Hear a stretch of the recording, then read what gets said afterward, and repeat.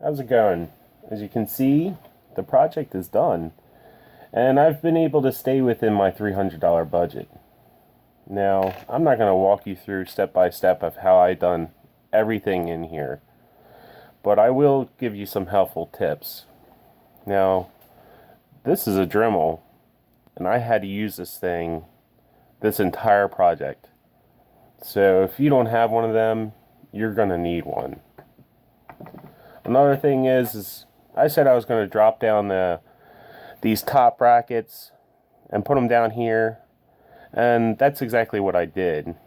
I took a hinge, much like this one, except for I used steel, and I cut the hinge off, and I just bolted this side on the side of the case and this side to the bracket. So a bracket for a bracket. That's all that I did. Now I went back and butt spliced that power supply as well, and that worked out well. Everything's together.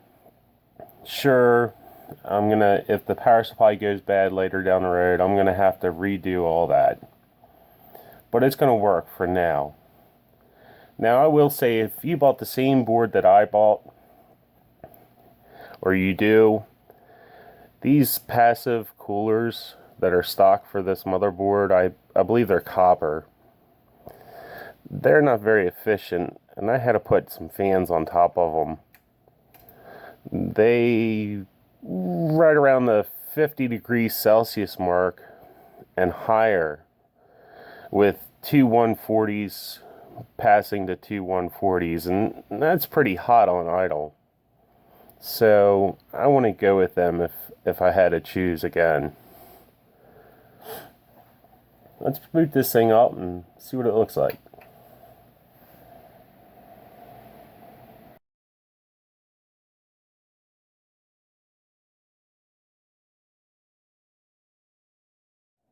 Now, I hope you guys enjoyed this project. I know I did. And this cheap server build, it's going to go a long way. So for now, take it easy.